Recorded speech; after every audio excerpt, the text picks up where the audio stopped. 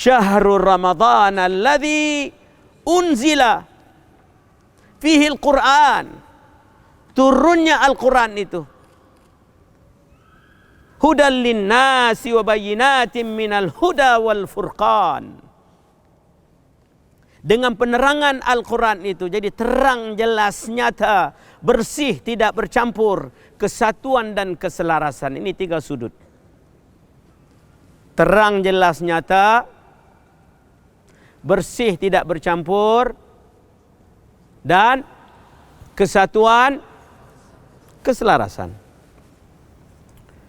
Kalau kesatuan dan keselarasan itu kalau bahasa Arabnya sidqun. Sid. Kalau bersih tidak bercampur itu kalau bahasa Arabnya ikhlas. Terang jelas nyata itu niat. Terang jelas saya nak pergi keluar pintu itu niat, kehendak kita itu. Manusia itu kehendak. Manusia itu kemahuannya, iradahnya, qasadnya, niatnya itu manusia. Soalan, bagaimana kita nak tundukkan diri yang rendah itu? Boleh kita tunduk diri yang rendah itu dan naikkan diri yang tinggi itu kalau tidak ada ilmu. Syahrul Ramadhan alladzi unzila fil Quran. Allah. Turunnya di bulan Ramadan itu Al-Quran. Ini bulannya Allah. Setiap saat kita rasa, kau boleh kita nak tahan waktu itu. Setiap waktu itu dia paling kurang. Makin dekat Allah. Habis. Nak tunggu 1 tahun lagi. Tak tahu kita dapat atau tidak. Ya. Jadi, setiap saat itu. Waktu yang berjalan itu. Diri yang kita nak tunduk itu, diri yang kita soal itu, bagaimana kita nak tundukkan diri itu, soalan itu, soalan yang besar itu. Salah satu daripada sebabnya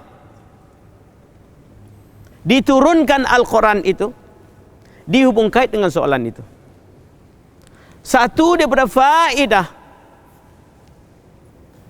daripada Ramadan, ini puasa itu, imsak itu, ialah berkaitan dengan diri yang rendah itu.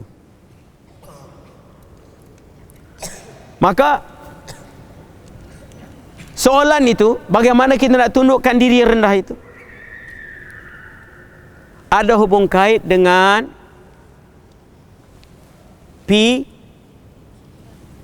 Rabu. Pi pikir, rasa, pi rabu. Manusia itu pi rabu. Jadi apa yang dia fikir, apa yang dia apa yang dia itu manusia. Pi rabu. Kalau bahasa kitabnya itu ibadat, zikir, fikir. Pirabu lah itu. Dalam kitab sebut ibadat, zikir, fikir. Dalam zon waktu itu yang kita nak penuhkan itu 3 perkara itu. Ibadat, zikir, fikir. Ibadat, zikir, fikir. Maknanya fikir manusia itu, zikir itu rasa, ibadat itu buat. Pirabu. Manusia pagi, petang, siang, malam lebih kurang 70.000 hingga 60.000 pemikiran yang dia pikir. Kurang lebih. Pikiran yang sama menyebabkan pilih yang sama. Pilih yang sama menyebabkan dia mengalami merasai yang sama. Mengalami merasai yang sama menyebabkan dia perangai berbuat yang sama.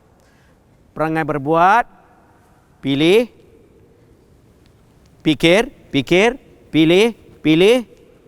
perangai berbuat, mengalami merasai, pikir, pilih, perangai berbuat, mengalami merasai, pikir, pilih, perangai berbuat, mengalami merasai, fikir, pilih.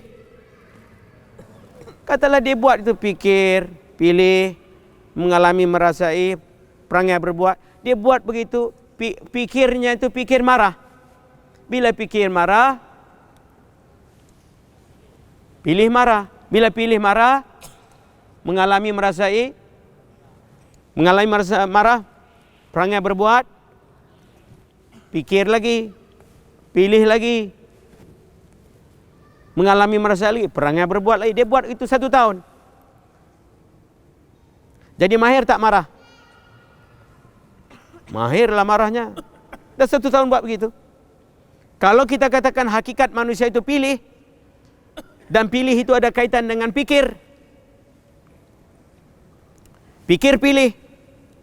Pilih, mengalami merasai. Mengalami merasai, perangai berbuat. Perangai berbuat menyebabkan dia pikir. Pikir menyebabkan dia pilih. Pilih menyebabkan dia mengalami merasai. Mengalami menyebabkan dia perangai berbuat. Jadi ini bulatan manusia itu. Bagaimana kita nak tundukkan nafsu itu? Kalau kita tidak betulkan pikiran kita, pilihan kita, mengalami merasai, perangai berbuat, dengan sekali semua itu mestilah kesatuan dan keselarasan. Tidak boleh kita pikir satu perkara yang lain, pilih perkara yang lain pula, mengalami merasai yang lain pula, perangai berbuat yang lain pula. Boleh jadi? Tak jadilah.